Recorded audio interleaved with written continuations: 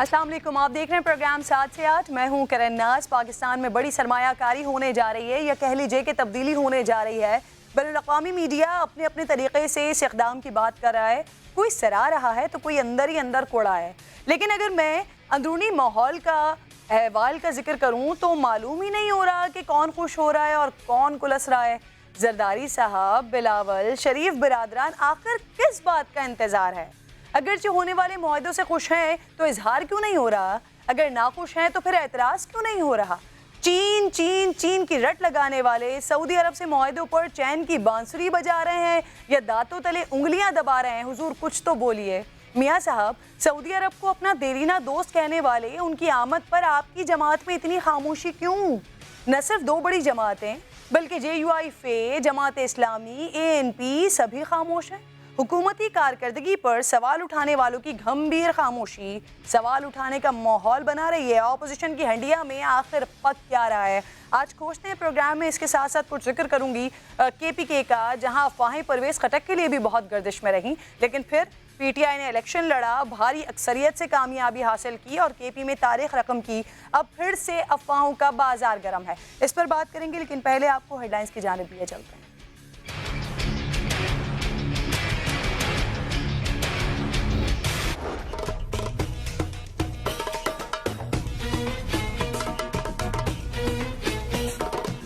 मरहबा मोहम्मद बिन सलमान। पाक सऊदी दोस्ती जिंदाबाद। सऊदी वली अहद मोहम्मद बिन सलमान 16 से 17 फरवरी पाकिस्तान का दौरा करेंगे। वजीर आजम हाउस में क़याम करेंगे। दोनों मुल्कों के दरमियान अरबों डॉलर के मुआहदे होंगे। सऊदी सिफारत खाने ने तस्दीक कर दी। वफ़द के क़याम के लिए पंजाब हाउस समेत 3 होटल्स मुख्तस। ज़रूरी सामान, सिक्योरिटी टीम और डॉक्टर्स पहुँच गए। वली अहद के पाकिस्तानी कौम से खिताब के लिए भी ऑप्शन पर गौर।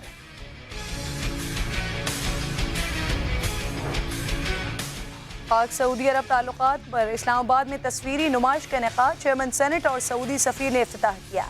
चेयरमैन सेनेट कहते हैं सऊदी अरब की तरफ से गवादर और दीगर मकामात पर सरमायाकारी गेम चेंजर साबित होगी।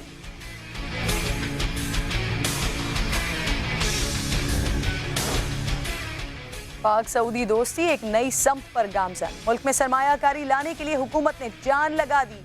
एक तरफ हुकूमती वजीर सऊदी वली अहद के दौरे को अहम करार दे रहे हैं, वहीं ऑपोजिशन की सफ़ों में खामोशी छाई हुई है। पाकिस्तान का मफाद तरजीह है या नून लीग और पीपल्स पार्टी वक्त आने का इंतजार कर रहे हैं?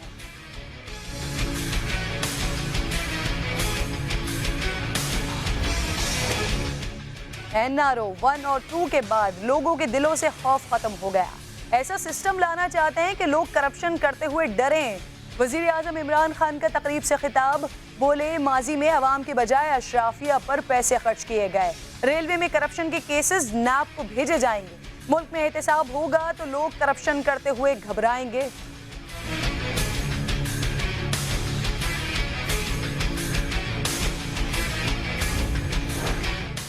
दहशतगर्दी का नासूर खत्म करने का मिशन। इस्लामी फौजी इत्तेहाद के सरबराह राहील शरीफ मुतहर्रिक।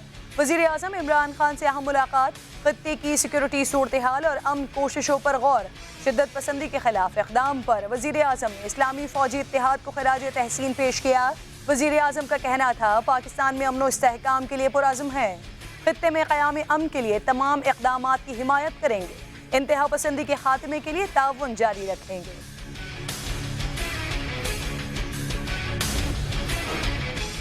पब्लिक अकाउंट्स कमेटी में शहबाज शरीफ के खिलाफ तहरीके अदम एतमाद लाकर तो दिखाए।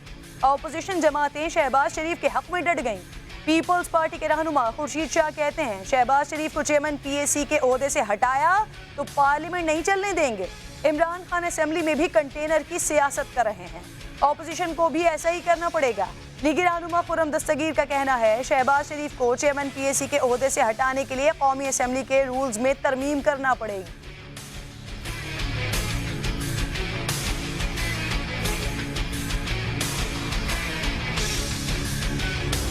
शेख रशीद साहब की पब्लिक अकाउंट्स कमेटी का मेंबर बनने की कोई ज़रूरत नहीं। वहाँ पे पाकिस्तान तरीके इंसाफ के मुअज़्ज़ज़ मेंबरान PAC में मौजूद है, और जो कोई शहबाज शरीफ जहाँ पे कोई गलत काम करना चाहेंगे तो उसके लिए हम रुकावट बनेंगे।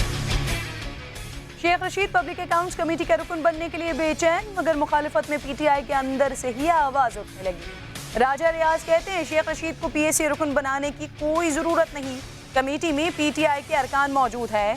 शहबाज शरीफ जहां गलत काम करना चाहेंगे हम रुकावट बने।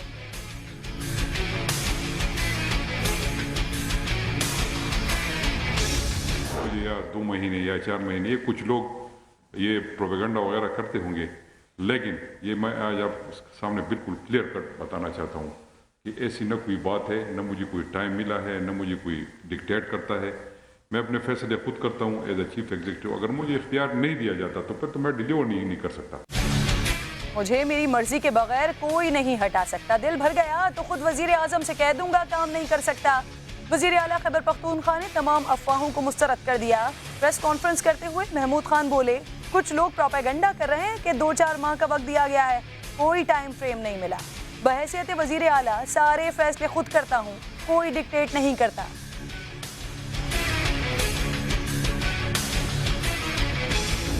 Economic corridor.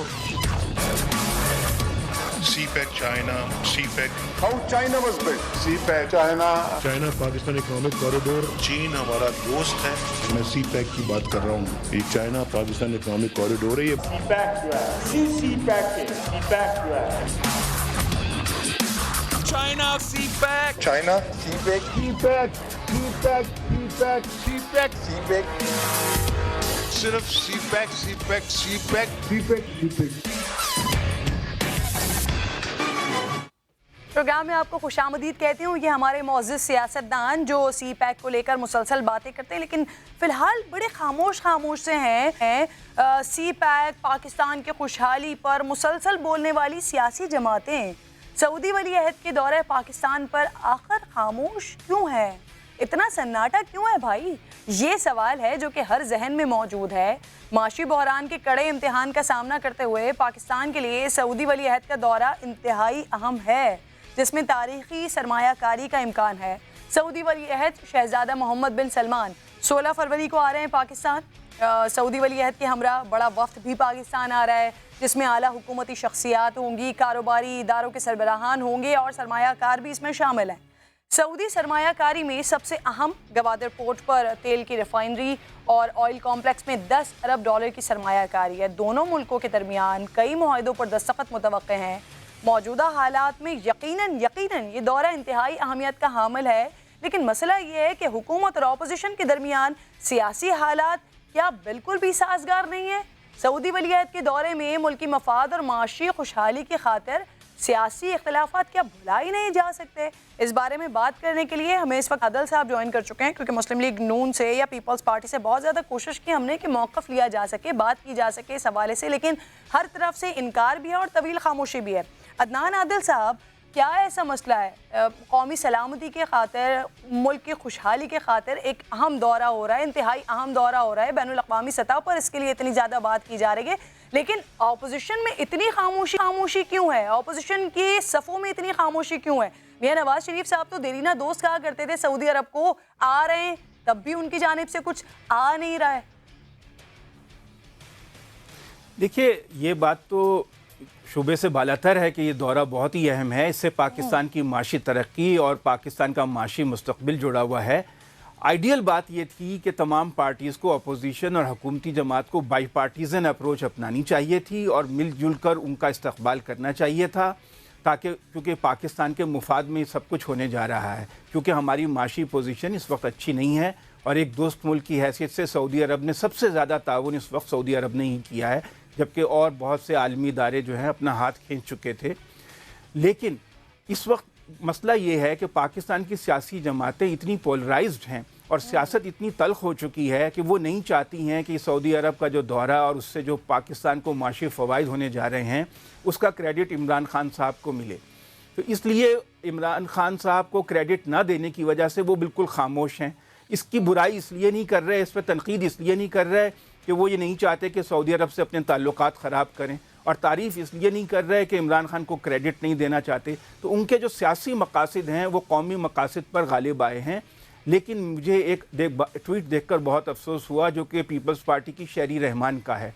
उन्होंने ख़ासा तंज़िया अंदाज में ज़िक्र किया है कि वो कहाँ ठहरेंगे, और दूसरी उन्होंने मीडिया के बारे में बहुत ही सख्त ऐसी बात कही है कि उनको जो लगता है कि मीडिया में जो कवरेज दी जा रही है सऊदी अरब के वली अहद का जो दौरा है उसको, वो उन्हें शायद पसंद नहीं आ रही है। तो उस पर उन्होंने बहुत ही संगीन किस्म का एक इल्ज़ाम मीडिया के किसी एक सेक्शन के ऊपर लगाया है।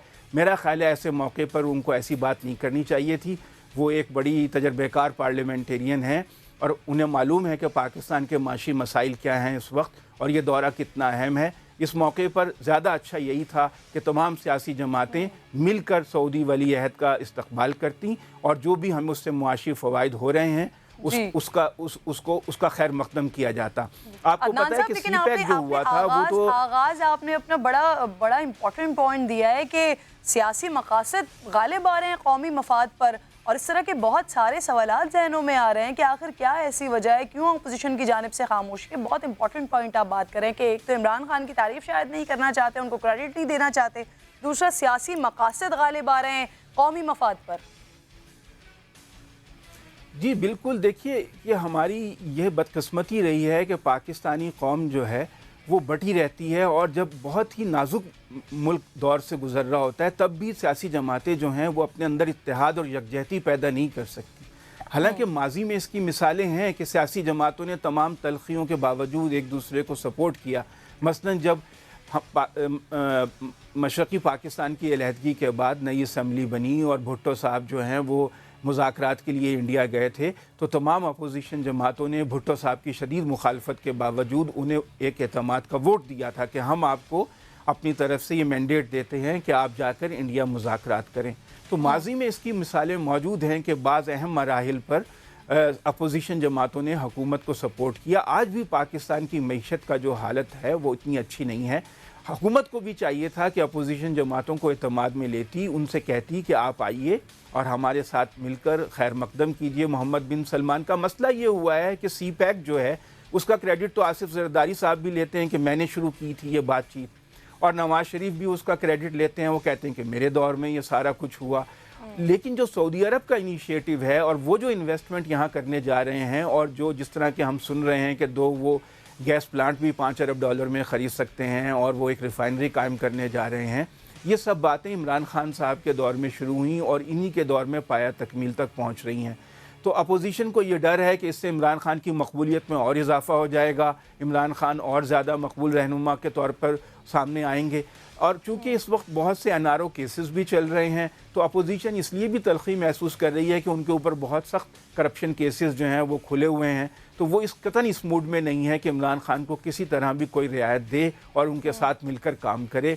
तो वो अपनी तलखी पर काबू नहीं पा सके और कौम की खातिर जो है यकजहती का मुजाहरा नहीं कर सके। तज्जिया सर आप पेश कर रहे हैं और जो आप बात कर रहे हैं, अब सियासी मकसद कौम से ज़्यादा है, अगर यही बात है, अगर यही खामोशी की वजह है तो बड़े अफसोस की बात है कि यही वो जमातें हैं और यही वो लोग हैं जो इलेक्शन से पहले कौमी मफाद के बड़े बड़े मंशूर लेकर आवाम के पास आती हैं, आवाम से वोट लेती हैं, और अब जब वक्त आया है कौमी मफाद का तो उसमें ये अपोजिशन जमातें या फिर हुकूमती जमातें ये अपने इख्तलाफात बुलाकर यकजा होकर किसी का इस्तकबाल भी नहीं कर सकती। साथ ही मौजूद रहिएगा, बहुत बड़ी सरमायाकारी पाकिस्तान में होने जा रही है, बहुत अच्छा इक़दाम पाकिस्तान के लिए होने जा रहा है और इसकी तैयारियाँ कैसी जा रही हैं इस पर भी बात कर लेते हैं। तो बहैसियत मेज़बान हमारी कौम में तो इतना शऊर है कि सऊदी वली अहद के इस्तकबाल के लिए भरपूर तैयारियां की जा रही हैं। दुआ गोएं कि सियासतदानों को भी अल्लाह शऊर की वो आँख दे दे। सऊदी वली अहद मोहम्मद बिन सलमान के दौरे पाकिस्तान के सिलसिले में भरपूर तैयारियां जारी हैं। सिक्योरिटी वफ़द और सामान पाकिस्तान पहुँच गया है। सऊदी वली अहद के क़याम के लिए वज़ीर आज़म हाउस का इंतखाब किया गया है। मोहम्मद बिन सलमान के हमरा वफ़द के अरकान को पंजाब हाउस और 3 होटल्स में ठहराया जाएगा। मौजूद मेहमान का इस्तकबाल वज़ीर आज़म इमरान खान खुद करेंगे। मेहमानों की सिक्योरिटी और उनके इस्तकबाल के लिए क्या तैयारियां की जा रही हैं? पाक सऊदी ताल्लुकात पर इस्लामाबाद में 3 रोज़ा नुमाइश का इफ्तिताह हुआ है और इस नुमाइश से मुताना भी यहाँ पर बहुत ज़रूरी है। उसके लिए अरम खान ज्वाइन कर चुकी हैं। अरम, ज़रा बताएँ क्या तैयारियाँ हो रही हैं? 3 रोज़ा नुमाइश का जो इफ्तिताह हो गया उसमें क्या है? जी बिल्कुल, मरहबा। मोहम्मद बिन सलमान यहाँ पे वली अहद आ रहे हैं सऊदी अरब के, तो उस हवाले से खुसूसी जो तक़रीब है उनका एहतमाम तो शुरू हो गया है। जिस तरह से आपने जिक्र किया कि आज एग्जीबिशन का एहतमाम किया गया था इस्लामाबाद के एक मकामी होटल में सऊदी एम्बेसी की तरफ से, और उसमें मैं आपको बताऊं कि 1950 से शुरू होने वाली है ये सिलसिला, जो तारीख़ी मरासिम हैं, हमारे तारीख़ी रवाबित हैं, जो तारीख़ी ताल्लुकात हैं हमारे, वो तमाम तस्वीरी झलकियों में मैंने देखे वहाँ पर। और वहाँ पर हमारे जो साबिक सदूर हैं, वज़ीर आज़म हैं, तमाम के साथ जो हमारे सऊदी अरब से वली अहद यहाँ पर आए, या यहाँ से जो हमारे सऊदी अरब जितनी भी लीडरशिप गई, वो तमाम तस्वीरी झलकियाँ वहाँ पर हमने देखी। इसके अलावा वहाँ पर एक मज़े की बात ये भी थी कि जितने भी फलाही काम सऊदी अरब की जानिब से पाकिस्तान में किए गए, या फिर इन्वेस्टमेंट जो पाकिस्तान में की गई सऊदी अरब की तरफ से, वो भी तमाम तस्वीरी झलकियों में हमने देखी। वहाँ पर हमें खजूर भी खाने को मिली, जो ख़ास तौर पर वहाँ से आई हुई थी। आब ज़मज़म भी हमें पीने को मिला। तो एक अच्छी कोशिश है, ये 3 रोज़ा ये नुमाइश है, शहरी भी जा सकते हैं, देख सकते हैं कि कौन कौन से वली अहद पाकिस्तान आए। और एक ये जिस तरह से पहले भी मैंने जिक्र किया कि हमारे तारीख़ी ताल्लुकात हैं, हमारे ऐसे मरासिम है सऊदी अरब के साथ जो कभी ख़त्म नहीं हो सकते। और अब चूँकि इन्वेस्टमेंट की बात हो रही है, उसके ऊपर भी मैं थोड़ी सी बात करूँगी। तो चेयरमैन सेनेट जो हैं सादिक संजरानी साहब आए थे, और जो एम्बेसडर हैं सऊदी अरब के पाकिस्तान में, वो भी आए थे, नवाफ बिन सईद अल मालकी, उन्होंने इफ्तिताह किया। शिबली फराज साहब भी उनके हमरा मौजूद थे, इन्होंने नुमाइश का इफ्तिताह किया था। और चेयरमैन सेनेट ने बात करते हुए ये कहा कि जब सऊदी वली अहद यहाँ पर आएंगे तो बहुत सारे MOU साइन होंगे। ख़ास तौर पे उन्होंने CPAC का जिक्र किया, जो कि गेम चेंजर हो सकता है। तो एक ये नहायत खुश आइंद अमर है कि सऊदी जो वली अहद हैं वो पाकिस्तान आ रहे हैं, और न सिर्फ वो आ रहे हैं बल्कि उनका विजिट जो है वो पाकिस्तान के लिए बहुत सारी इन्वेस्टमेंट्स लेकर आ रहा है, पाकिस्तानियों के लिए बहुत सारी नौकरियों के ज़राए जो हैं वो लेकर आ रहे हैं। एम्बेसडर साहब उन्होंने भी ये बात की कि दोनों ममालिक के जो ताल्लुकात हैं वो पहले ही बहुत ज़्यादा गहरे हैं। अब ये विजिट ख़ास तौर पर ये इसलिए से भी अहमियत रखता है कि अब और भी ज़्यादा इन्वेस्टमेंट जो है वो सऊदी अरब की तरफ से पाकिस्तान में होगी। बिल्कुल अरहम, आप सही कह रही हैं। मुसलमानों का बहुत गहरा ताल्लुक, मजहबी ताल्लुक सऊदी अरब से, फिर उसके बाद दोस्ताना ताल्लुक पाकिस्तान के, और अब ये सरमायाकारी में ये ताल्लुक बदलने जा रहा है। इंतहाई अहमियत का हामिल है ये दौरा। उस्मान खान भी साथ मौजूद हैं। आपका शुक्रिया उस्मान। ज़रा बताएं, सऊदी वली अहद आ रहे हैं पाकिस्तान, इस्तकबाल के लिए क्या तैयारियां हो रही हैं? क़यामुत आम का, सिक्योरिटी का किस तरह का इंतज़ाम हो रहा है? जी बिल्कुल, इस दौरे को इंतहाई अहमियत का हामिल करार दिया जा रहा है, और इस्लामाबाद में इस वक्त 2 तरह की तैयारियां हो रही हैं। एक वो तैयारी है जो कि सऊदी वली अहद की इस्तकबाल के लिए होगी, और जब वो पाकिस्तान की सरजमीन पर उतरेंगे तो वज़ीर आज़म खुद उनका इस्तकबाल करने के लिए नूर खान एयरबेस पर मौजूद होंगे। दूसरी तैयारियां वो ये है कि जो वफ्द होगा उनके साथ जो मुज़ाकरात होने हैं, उसमें जो मुख्तलिफ वजारतें और डिवीजन्स हैं उनके जो मुआहदे होने हैं, उस हवाले से भी तैयारियां जो है वो ज़ोरों शोर पर हैं। इस्लामाबाद को जो है वो खूबसूरती से सजाया जाएगा। अब आने वाले जो 2 दिन हैं उसमें ये तमाम तर तैयारियां जो है वो मुकम्मल कर ली जाएंगी। 1000 के करीब सिक्योरिटी एहलकार जो है वो इस मेहमानों के जो सिक्योरिटी के फ़राइज़ सर अंजाम देंगे। इसके साथ साथ 1000 जो डेलीगेशन है उसमें भी लोग आ रहे हैं। तो यहाँ पर जो सऊदी वली अहद है उनका क़याम के लिए तो वज़ीर आज़म हाउस जो है उसको सजाया जा रहा है। साथ ही साथ जो उनके साथ डेलीगेशन आ रहा है और जो एडवांस टीम यहाँ पर पहुँच चुकी है, तो 2 बड़े होटल जो 5 स्टार होटल है उनको भी मुकम्मल तौर पर बुक कर लिया गया, और 2 प्राइवेट होटल जो है उनको जुज़वी तौर पर जो है बुक कर लिया गया, और वहाँ पर इन मेहमानों को ठहराया जाएगा। काफ़ी अहमियत का हामिल है। एक पाकिस्तान की तामीर और तरक्की का दौर उस वक्त शुरू हुआ था जब चीन ने पाकिस्तान के साथ CPAC का मुआहदा किया, और आज उसी CPAC को आगे बढ़ाने के लिए सऊदी अरब जो है वो अपना हिस्सा डाल रहा है। अरबों डॉलर की सरमायाकारी होनी है, जिसमें से 12 अरब डॉलर से ज़ायद के मंसूबे जो है वो बलूचिस्तान के हिस्से में आएंगे। तो यहाँ पर काफ़ी जोश खरोश दिखाई देगा जब वो पाकिस्तान पहुँचेंगे, और इंतहाई मुसरत का इजहार जो है पाकिस्तानी कौम की जानिब से किया जा रहा है। पाक चीन और पाक सऊदीया दोस्ती जो है जिस तरह से आगे बढ़ाया जा रहा है। एक ताल्लुकात वो थे जब हमने चीन को जो है वो आयरन ब्रदर्स करार दिया था, और आज जब सऊदी अरब के यहाँ पहुँचेंगे तो मुस्लिम ब्रदर्स के साथ जो हमारे ताल्लुकात होंगे वो भी एक नई जहत और एक नई सिमत उसका तयन किया जाएगा। बिल्कुल आप सही कह रहे हैं उस्मान, बहुत बहुत शुक्रिया आपका। अदनान साहब अब बात कर रहे थे कि शेरी रहमान साहिबा को अच्छा नहीं लगा कि जिस तरह की मीडिया कवरेज इस तारीखी दौरे को, इस इंतहाई अहम दौरे को दी जा रही है, तो फिर यकीनन शेरी रहमान साहिबा बड़ी परेशान होंगी इस बात को भी लेकर कि पाकिस्तान और सऊदी अरब के दरमियान जो दोस्ताना ताल्लुकात इंतहाई मज़ीद मुस्तहकम होने जा रहे हैं, उसे इंटरनेशनल मीडिया किस तरह से कवरेज दे रहा है, इसके बारे में मैं आपको बताती हूँ। सऊदी वली अहद मोहम्मद बिन सलमान के दौरा पाकिस्तान की धूम पाकिस्तान में नहीं सिर्फ दुनिया भर में मची हुई है। आलमी सतह पर सऊदी वली अहद के दौरे को पाकिस्तान के लिए कैसा देखा जा रहा है? अदनान आदिल साहब मौजूद साहब, इंतहाई अहमियत का ये दौरा है और सिर्फ पाकिस्तान में, जैसा आप बात कर रहे थे अभी, उनका ट्वीट आपने शेरी रहमान साहबा का एक ट्वीट देखा, उनको अच्छा नहीं लगा कि मीडिया पे किस तरह की कवरेज की जा रही है। इंटरनेशनल मीडिया इसे कवर कर रहा है, पाकिस्तान के लिए कोई लाइफलाइन कह रहा है, कोई कह रहा है पाकिस्तान के लिए एक बड़ा ब्रेक थ्रू होने जा रहा है। कैसा देख रहे हैं आप इसे? जी बिल्कुल, देखिए कि इंडिया में भी इसके ऊपर खबरें छप रही हैं। मसलन एनडीटीवी ने बहुत तफसील से ये खबर छापी है कि जो मोहम्मद बिन सलमान का खसूसी सामान है वो पाकिस्तान पहुंच चुका है और वो 2 होटल बुक हो चुके हैं मुकम्मल तौर पर। उनके जो 7 लोग आएंगे उनके लिए 2 जुज़वी तौर पर बुक हो चुके हैं। उनकी वर्जिश की मशीनें आ चुकी हैं, फर्नीचर आ चुका है। तो एनडीटीवी और इंडियन मीडिया जो है वो उसकी जो भी खबरें आ रही हैं वो छाप रहा है। फिर हमने ये देखा है कि बांग्लादेश के अखबारों ने भी काफ़ी डिटेल से कवर कर रहे हैं, वो भी रिपोर्ट्स छाप रहे हैं। मसलन वो ये कह रहे हैं कि ये लाइफ लाइन साबित होगा क्योंकि पाकिस्तान की इकॉनमी जो है उसको कैश की बहुत कमी है और उस कैश की कमी पूरी करने में सऊदी अरब जो है बहुत अहम किरदार अदा कर रहा है। और ये 10-12 अरब डॉलर यहाँ पर जो इन्वेस्ट करेगा ऑयल रिफाइनरी में और दूसरे प्रोजेक्ट्स में। और वो ये भी कह रहे हैं कि इसकी ये भी अहमियत है कि ये जो हमारा गवादर है जहाँ पे ऑयल रिफाइनरी बनाई जाएगी, ये जो ईरान की चाबहार पोर्ट है उससे सिर्फ 70 किलोमीटर के फासले पे है। तो ये एक तरह से इस खित्ते में एक बड़ी डेवलपमेंट होने जा रही है। और वो ये कह रहे हैं कि जब गवादर में ऑयल रिफाइनरी बन जाएगी तो फिर चीन को जो तेल जाता है सऊदी अरब का, उसे जाने में 40 दिन नहीं लगेंगे, सिर्फ 7 दिन लगेंगे। वहाँ से पाइपलाइन होगी चीन से गवादर तक और उस पाइपलाइन के ज़रिए सिर्फ 7 दिनों में जो तेल है सऊदी अरब का वो चीन पहुँच सकेगा। तो ये एक बहुत बड़ी डेवलपमेंट होने जा रही है। लेकिन एक बहुत देखिए AFP ने, रॉयटर्स ने, सब ने इसके ऊपर अपनी रिपोर्ट्स भेजी हैं जो दुनिया भर के अखबारों में AFP और रॉयटर्स के ज़रिए छप रही हैं।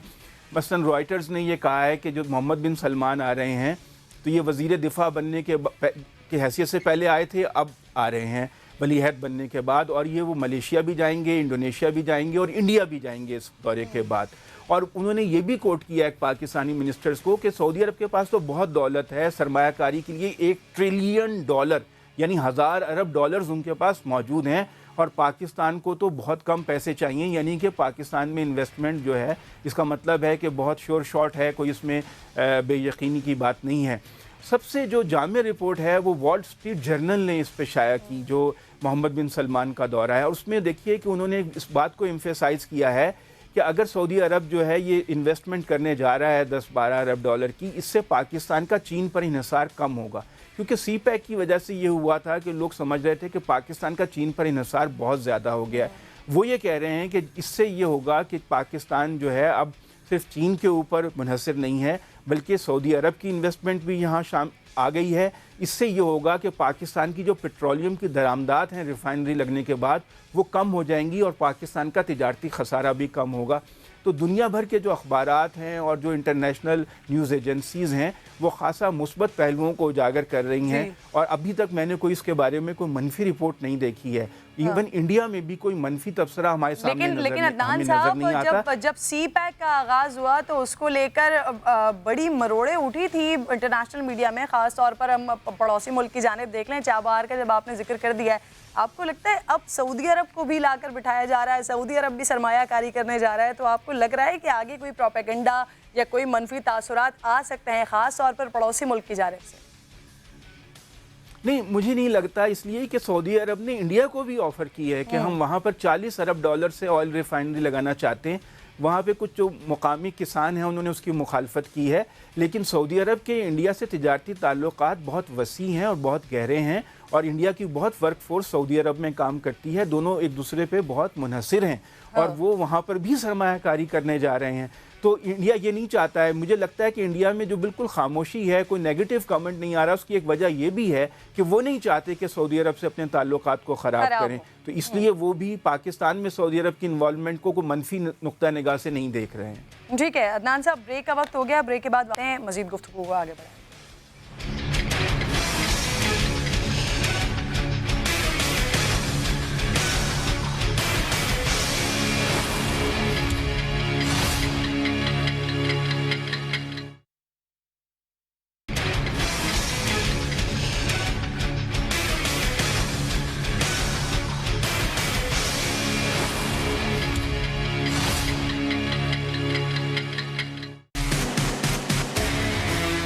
बात क्लियर करना चाहता हूँ, जब तक मैं न चाहूँ मुझे कोई नहीं हटा सकता। जब मेरा दिल भर गया और मैं खुद ब खुद चला जाऊँगा पीएम के पास तो मैं नहीं कर सकता। कुछ लोग ये प्रोपेगेंडा वगैरह करते होंगे, लेकिन ऐसी न कोई बात है, न मुझे कोई टाइम मिला है, न मुझे कोई डिक्टेट करता है। मैं अपने फैसले खुद करता हूँ एज ए चीफ एग्जीक्यूटिव। अगर मुझे इख्तियार नहीं दिया जाता तो फिर तो मैं डिलीवर नहीं कर सकता। मुझे फुल फ्लेज्ड इख्तियार है, पीएम ने मुझे बिल्कुल पूरी किया हुआ है कि आप जो भी फैसला करें कर सकते हैं। Welcome back once again. मुझे मेरी मर्जी के बगैर कोई नहीं हटा सकता। वज़ीर आला KPK महमूद खान का दो टोक मौक़िफ़ है ये। पेशावर में गवर्नर शाह फरमान के साथ न्यूज़ कॉन्फ्रेंस में वज़ीर आला KPK ने तमाम अफवाहों को मुस्तरद किया। उन्होंने कहा कि उनका दिल भर गया तो फिर ख़ुद वज़ीर आज़म से कह देंगे कि काम नहीं कर सकते। ये भी कहा उन्होंने कि कुछ लोग प्रोपेगेंडा कर रहे हैं कि उन्हें 2-4 महीने का वक्त दिया गया है। ये बात सरासर गलत है। किसी किस्म का कोई टाइम फ्रेम नहीं मिला, ना ही उन्हें कोई डिक्टेट कर सकता है। बहैसियत वज़ीर आला वो तमाम फ़ैसले खुद करते हैं। वज़ीर आज़म ने उन्हें मुकम्मल इख्तियार दे रखा है। महमूद खान ने गवर्नर शाह फरमान के साथ वज़ाहतों भरी प्रेस कॉन्फ्रेंस की है, न्यूज़ कॉन्फ्रेंस की है। आखिर क्यों इन वज़ाहतों की नौबत आई है? KPK में PTI के अंदर इख्तिलाफ़ात की खबरें मुसलसल सामने आ रही थी। चीफ सेक्रेटरी नवीद कामरान बलोच और IG सलाउद्दीन महसूद की तब्दीली पर भी अफवाहों का बाजार, लेकिन हकीकत असल में है क्या? प्रोपेगेंडा कर कौन रहा है? इस पर बात करने के लिए ब्यूरो चीफ पेशावर तारिक आफाक साहब ज्वाइन कर चुके हैं। तारिक आफाक साहब, इससे पहले कि हम इस टॉपिक पर बात करें कि आखिर क्या वजह थी, क्यों ज़रूरत पड़ गई वज़ाहतों भरी प्रेस कॉन्फ्रेंस करने की, पहले तो ये बता दीजिए जो महमूद खान साहब प्रोपेगेंडे की बात कर रहे थे, ये प्रोपेगेंडा कौन कर रहा था?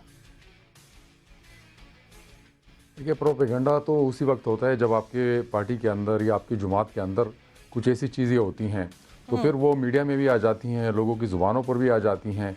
तो आज उन्होंने जो अपना हाल दिल सुनाया है और बयान किया है तो उसका एक पस मंज़र भी है। और आपने ये भी देखा है कि जब उनका इंतखाब नामजदगी हो रही थी उस वक्त से लेके यहाँ पे मुख्तलिफ उम्मीदवार थे वज़ीर आला के ओहदे के लिए जी। तो उनकी नामजदगी होने के बाद भी जो ना वो ख्वाहिशमंद लोग जो लोग थे जिनकी ये ख्वाहिश थी कि वो ख़ुद वज़ीर आला बने, उनकी वो ख्वाहिश तो थी। आपकी उसी ख्वाहिश की तकमील के लिए फिर उन्होंने ऐसा रास्ता अपनाया कि वो जाके बात पे जो ना इमरान खान के पास जाते थे कि जी वो महमूद खान कमज़ोर वज़ीर आला है, डिलीवर नहीं कर सकता और उनके अंदर जो ना क़ुव्वत इरादी नहीं है, क़ुव्वत फ़ैसला नहीं है। तो इस किस्म की चीज़ें जो ना मुख्तलिफ उम्मीदवार यहाँ पे थे वो लम्हा ब लम्हा वक्तन फ़वक्तन वो जाके पहुँचाया करते थे।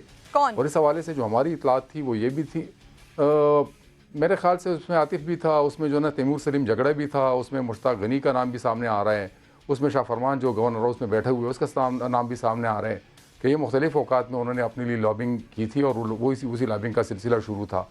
और आपने फिर ये भी देखा है, लेकिन जो हमारी इंफॉर्मेशन है वो ये है कि अभी रिसेंटली जो ना रिसेंट पास्ट की मैं बात करूँ तकरीबन महीना 1.5 महीने पहले की बात है कि वज़ीर आला इमरान खान ने बुलाया था, परवेज़ खटक को भी एक ही दिन बुलाया था, महमूद खान को भी बुलाया था और आतिफ को भी बुलाया था और सबको कह दिया था कि हर बंदा जो ना अपने कैपेसिटी में डिलीवर करेगा।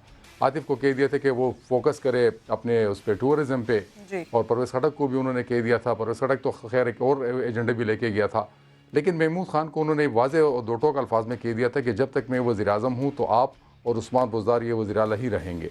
इसलिए आज उन्होंने ये बात कह दी थी कि मेरी जब तक मर्ज़ी होगी, लेकिन हालांकि उन्होंने जो ना थोड़ा सा, मैं कह रहा हूँ कि उनकी मर्ज़ी नहीं, जब तक इमरान खान की मर्ज़ी होगी तो यहाँ पे वो वज़ीर आला रहेंगे। तो और उसमें जो ना उस मीटिंग में उनको वाज़े तौर पे दो टोक अल्फाज में बता दिया गया था कि आप और उस्मान बुज़दार ये वज़ीर आला रहेंगे जब तक इमरान खान वज़ीर आज़म रहेंगे। तो आज इसलिए उन्होंने उन तमाम बातों का जिक्र किया। और ये चूँकि यहाँ पे लोकल जो मीडिया है उसमें भी ये खबरें आई थी कि उसको महमूद खान को 1 महीने की डेडलाइन दी गई है और उनको ये एक महीने की मोहलत दी गई है कि इस 1 महीने के अंदर वो अपने मामलात को बेहतर बना लें, अदरवाइज़ जो ना फिर ये होगा कि किसी और को यहाँ पे आजमाया जाएगा। लेकिन जो हमारी इन्फॉर्मेशन है, जो हमने बात की थी पार्टी के जो सीनियर रहनुमा हैं उनसे हमारी जो बातचीत हुई थी उसमें उनका ये कहना था कि नहीं, ऐसी कोई जो ना कोशिश नहीं हो रही है और ना खान साहब उनको हटाने की कोशिश कर रहे हैं, ना जो ना किसी और दूसरे बंदे को यहाँ पे आजमाने की कोशिश कर रहे हैं। जब तक वो हैं तो वो यहाँ पे रहेंगे। लेकिन जहाँ तक ये ख्वाहिशात और जो कोशिशें थी, लेकिन अब आज यानी जो मैं आज की बात कर रहा हूँ कि आज इस वक्त तक वो इमरान खान साहब के जो शटअप कॉल थी उसके बाद जो ना अब ये चीज़ें तकरीबन थम गई हैं अब कब तक ये थमी रहेंगी, कब तक जो ना वो वज़ीर आला रहेंगे, ये तो अल्लाह ही बेहतर जानता है। लेकिन ये है कि आज जब उन्होंने ये बयान दिया, जैसे कि हवाला दिया तो इलेक्शन के बाद ही हमने देखा था केपीके का जो माहौल था। आप ही ने ये खबर समा पर ब्रेक की थी कि एक परवेज़ खटक का ग्रुप है, एक दूसरा ग्रुप है। परवेज़ खटक चाह रहे थे कि उनकी मर्जी का वज़ीर आला लाया जाए, लेकिन महमूद खान का नाम सामने आया, महमूद खान वज़ीर आला बन गए। अब महमूद खान साहब ने जो एक मैसेज देने की कोशिश की है कि जो फैसले करते हैं वो खुद करते हैं, उन्हें कोई डिक्टेट नहीं कर सकता, तो ये किस टोले को उन्होंने मैसेज देने की कोशिश की है या किसे उन्होंने पैगाम देने की कोशिश की? देखिए किरण, इसमें जो ना ये था कि देखें, एक तो वो इंतहाई शरीफ इंसान है, इसमें तो कोई शक नहीं है। उस यानी उनकी शराफत की वजह से लोग यही समझते हैं कि शायद वो डिलीवर नहीं कर रहा है और वो कमज़ोर वज़ीर आला है। फिर दूसरी बात ये थी कि यहाँ पे ब्यूरोक्रेसी जो थी, जो ब्यूरोक्रेसी की आपस की चपकलिश थी यहाँ पे, उसकी वजह से भी फिर फाटा के जो एमलगमेटेड डिस्ट्रिक्ट्स हैं हमारे, जो हमारे केबी के साथ शामिल हो चुके हैं, वहाँ पे फिर जो सलाउद्दीन साहब थे मसूद IGP उनका और साबिक चीफ सेक्रेटरी जो थे, उनके दरमियान जो इख्तलाफात थे, एक चाहता था कि वहाँ पे पुलिस फोर्स जाए और उनका इख्तियार जो ना LEV का इख्तियार पुलिस फोर्स को मिले। दूसरी तरफ जो ना नवीद कामरान साहब की ये ख्वाहिश थी कि नहीं, वहाँ पे जो ना फौरी तौर पे पुलिस नहीं भेजनी चाहिए और उसके बजाय जो ना लेवी से काम लेना चाहिए और यही लेवी जो ना हमारे सिविल एडमिनिस्ट्रेशन के मातहत होनी चाहिए। तो वो तमाम चीज़ें जो थी वो यानी उसकी वजह से यहाँ पे मामलात बिगड़ते जा रहे थे। तो फिर ये था कि जब इमरान खान साहब को पता चल गया था कि दो जो इंतज़ामी सरबराह हैं यहाँ पे, पुलिस का सरबराह है और दूसरा चीफ सेक्रेटरी, तो उन्होंने एक ही दिन में दोनों को हटा दिया था। इसके अलावा यहाँ पे कैबिनेट के अंदर भी कुछ लोग, मैं ये नहीं कह रहा हूँ कि यहाँ पे जो ना बिल्कुल हम आहंगी है और हारमनी है और तमाम जो ना एक पेज पे हैं, अभी भी ऐसा है कि कुछ लोगों उनकी ख्वाहिश है कि वो वज़ीर आला बने। तो ये तमाम चीज़ें तो अब भी एग्जिस्ट कर रही हैं, अब भी मौजूद हैं यहाँ पे। तो उन हालात को देखते हुए जिस तरीके से उनको डिलीवर करना चाहिए था वो उस तरीके से नहीं डिलीवर कर पाए। लेकिन उन्होंने वो तमाम हालात जो ना जाके इमरान खान के सामने भी रखे हैं कि खान साहब इनकी वजह से जो ना मैं डिलीवर नहीं कर रहा। आपने कहा कि कभी उनको फ्री हैंड मिल गया है, कभी मुश्ताक गनी, कभी शाह फरमान वो इमरान खान साहब के पास जाते थे और वो शिकायतों वाला एक सिलसिला के शिकायतें लगा रहे हैं। तो गवर्नर में और वजीर आला में भी चपकलिश है। आज फिर भी दोनों साथ बैठकर प्रेस कॉन्फ्रेंस हो रही थी। हाँ, यकीनन जो ना दोनों एक ही सफ़ पे हैं, दोनों जो ना एक साथ बैठ के, बल्कि ये भी होता है कि उनकी जो ना ये गैर रस्मी मुलाकातें भी होती हैं जिसमें जो ना वो एक जगह पे बैठ के डिनर वगैरह भी करते हैं। लेकिन इख्तियारात की ख्वाहिश जो ना वो तो गवर्नर के उसमें भी थी, दिल में भी थी।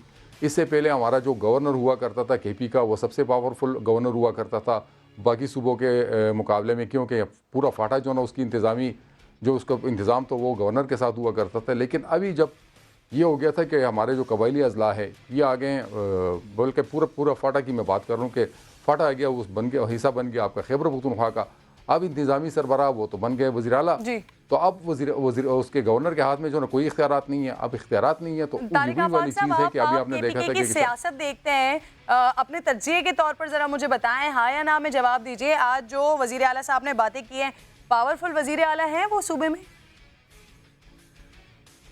देखिए, इस बयान के बाद तो यकीनन, बल्कि इस बयान से पहले जो ना मैं आपको उस मीटिंग का हवाला दूंगा जिसमें इनकी मुलाकात हुई थी इमरान खान साहब के साथ, जिसमें उन्होंने फ्री हैंड दे दिया था कि आप जब तक मैं वज़ीर-ए-आज़म हूँ आप वज़ीर आला रहेंगे। तो उसके बाद से जो उनके खिलाफ साजिशें करने वाले लोग थे उनको भी जवाब मिल गया था। और आज जो उन्होंने बात की तो इस बात में सदाकत है। ऐसा नहीं है कि उन्होंने सिर्फ जो है ना बयान दिया है उसमें डिक्टेशन लेते हैं या फिर अपने फैसले खुद करते हैं? देखिए, डिक्टेशन अगर वो लेंगे तो वो पार्टी की मरकज़ी क़यादत से डिक्टेशन लेंगे। यहाँ पे जो ना डिक्टेशन देने वाला कौन है यहाँ पे इस सूबे में? वो तो ये होगा कि हर काम जो ना मुशावरत से करने की कोशिश कर रहे हैं। हाँ, ये है कि अगर इमरान खान ने फैसला कर लिया कि वो नहीं रहेंगे वज़ीर आला तो उस दिन जो ना वज़ीर आला वो नहीं रहेंगे। लेकिन जो डिक्टेशन की बात हो रही थी कि डिक्टेशन वाला तो यहाँ पे जो ना कोई बंदा, हाँ, या ये है कि उनके जो ना चूँकि बड़े अच्छे रवाबित हैं परवेज़ खटक साहब के साथ, और अगर वो देखें परवेज़ खटक साहब की ये ख्वाहिश है कि वो सूबाई काबीना में उनके अपने भाई लियाकत खटक उनको शामिल किया जाए। लेकिन आज तक उनकी इस ख्वाहिश की तकमील भी नहीं हो पाई। हालांकि वज़ीर आला जो है उनका अपना बंदा है जिनके बारे में कहा जाता है कि उनके बड़े अच्छे ताल्लुकात हैं परवेज़ खटक के साथ। इसके बावजूद भी अगर उनका भाई अभी तक सूबाई कैबिनेट का हिस्सा नहीं बना तो इसका मतलब यही है कि कुछ रुकावटें हैं, कुछ लोग ऐसे हैं कि जो नहीं चाहते कि परवेज़ खटक का भाई जो ना वो सूबाई काबीना का हिस्सा बन सके। समझते हैं आपका तज्जिया ये कहता है क्योंकि KPK की सियासत आप देख रहे हैं, क्योंकि भारी अक्सरियत से जीतने के बाद दोबारा KPK में PTI की हुकूमत बनी है और तारीख रकम की है, लेकिन हम आहंगी इस वक्त कैबिनेट के अंदर दिखाई नहीं दे रही है। बहुत बहुत शुक्रिया तारिक आफाक साहब, आप साथ मौजूद थे। अगले टॉपिक बढ़ूंगी। मैं एक ऐसे मुल्क की शहरी हूँ जिसकी कुल आबादी का आधे से ज़्यादा हिस्सा ख़वातीन पर मुश्तमिल है। घर हो, दफ्तर हो, नौकरी हो या कारोबार हो, ख़वातीन अपने हिस्से का हम अपने हिस्से का काम कर रहे हैं। ख़वातीन का दिन आलमी सतह पर तो वैसे 8 मार्च को मनाया जाता है, लेकिन आज पाकिस्तान की ख़वातीन को एक अलग अंदाज में हम आज दाद दे रहे हैं। लेकिन आज ही क्यों, सवाल उठता है। यकीनन आज यानी 12 फरवरी 1983 को हुदूद ऑर्डिनेंस के ख़िलाफ़ ख़वातीन ने एहतजाज किया था, जिस पर लाठी चार्ज किया गया था, गिरफ्तारियाँ भी हुई थी, लेकिन बाहिम्मत ख़वातीन का आज़म कमज़ोर नहीं कर सका था कोई। ख़वातीन की इस कोशिश की वाह हुई और यही वजह बनी कि इसी दिन को ख़वातीन के कौमी दिन के तौर पर मनाया जाने लगा है। मकामी NGO अक्स ने इस दिन के मौके पर #NotFunny के नाम से मुहिम चलाई है, जिसका मकसद ख़वातीन के ख़िलाफ़ होने वाले इम्तियाजी सलूक, उनकी ज़ात को मजाक बनाकर कहे गए जुमलों का ख़ात्मा करना है। वो ख़वातीन जो चट्टान जैसे मजबूत हौसले रखती हैं, रोज़मर्रा के मामूल के दौरान कहीं ना कहीं किसी न किसी तरह माशरे में तंज, फ़क़रे या यूँ कह लीजिए कि मजाक का सामान बन रही होती हैं।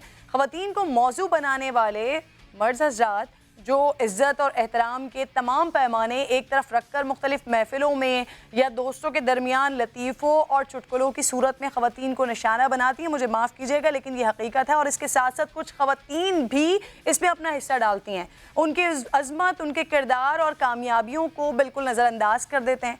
सोशल मीडिया पर तेज़ी से शेयर होने वाली पोस्ट, व्हाट्सएप के ग्रुप्स में, लतीफ़ों में कहीं ना कहीं औरत की तज़लील की जा रही होती है, मजाक उड़ाया जा रहा होता है। या चलिए पुराने गाने, पाकिस्तानी पुराने गाने उठाकर देख लें, क्या वो ज़ू मायनी गाने जिनके अल्फाज सुनकर होशमंद इंसान भी एक लम्हे को सोचने पर मजबूर हो जाए। सिन्फ़े नाजुक को लेकर नग़मे, शायरी, लतीफ़े और जुमलेबाजी बड़ा नाजुक मामला है। आपको अब जो मैं दिखाने जा रही हूँ, उन्हें ज़रा गौर से सुनिएगा। इस नौयत के गाने क्या अब सुने जा सकते हैं? क्या औरत की ज़ात से जोड़कर कोई भी बात करना बहुत फ़नी है? सुने ज़रा। ख़वातीन की ज़ात को लेकर लफ्ज़ों का इंतखाब यकीनन सोच समझ कर करना चाहिए, ये रवैयों को बदलना चाहिए। यही मकामी NGO अक्स की #NotFunny मुहिम का मकसद है। इस बारे में बात करने के लिए शाइस्ता यास्मीन साहिबा हैं, प्रोजेक्ट नेटर हैं अक्स की, साथ मौजूद हैं। आपको मैं वेलकम कहूँगी। #NotFunny मुहिम अच्छा इकदाम है, ख्याल कैसे आया, रिस्पॉन्स कैसा मिल रहा है आपको? बहुत शुक्रिया किरण, इस अहम मौजू के पर बात करने के लिए। आपने मेरा बहुत ज़्यादा काम आसान कर दिया है, क्योंकि इतना अच्छा तमहीद आपने बांधना है, चाहे वो गानों का जिक्र हो, चाहे वो, और इन गानों के ज़रिए जिस तरह की हम ख़वातीन को जो है उनके मयार से बिल्कुल नीचे गिरा देते हैं। तो ये काम आपने मेरा बहुत आसान कर दिया। रिस्पॉन्स बहुत अच्छा आ रहा है, लोग इसको बहुत ज़्यादा सोशल मीडिया के ऊपर इसको रीट्वीट कर रहे हैं, इसके ऊपर बहस एक छिड़ गई है। आप जैसे मेन स्ट्रीम चैनल्स इसको मौजू बनाकर हमसे बात कर रहे हैं, तो इसकी कामयाबी का जो है वो क्रेडिट जो है मुझे लगता है कि इस कैंपेन को जाता है। इसकी ज़रूरत तो मेरा ख्याल है, एफर्ट का जिक्र आप पहले ही कर चुकी हैं कि आज मतलब 1985 से ख़वातीन को हकूक़ दिलाने के लिए और उनके ख़िलाफ़ जिस तरह की भी मसाइल उनको दरपेश आते हैं, उसकी वजह से वो सड़कों पर निकल आई हैं और हमेशा इसके ख़िलाफ़ बात करती हैं। अक्स का जहाँ तक ताल्लुक है, तो हम तो 1997 से इस कंटेंट को रिजेक्ट करने की बात करें। जहाँ आपने एंटरटेनमेंट को इसको फोकस बनाया, हम तो न्यूज़ मीडिया के अंदर खास करके जो वायलेंस अगेंस्ट वुमेन की खबरें हैं उसके अंदर जिस तरह ख़वातीन को जो है वो तज़हीक का निशाना बनाया जाता है, से वाक़यात होते हैं, उसमें ख़वातीन की ही किरदार के ऊपर सवालिया निशान बनाकर उनको ही ब्लेम दिया जाता है कि उनका कसूर था, इसलिए उनके साथ ये ज़्यादती हुई है।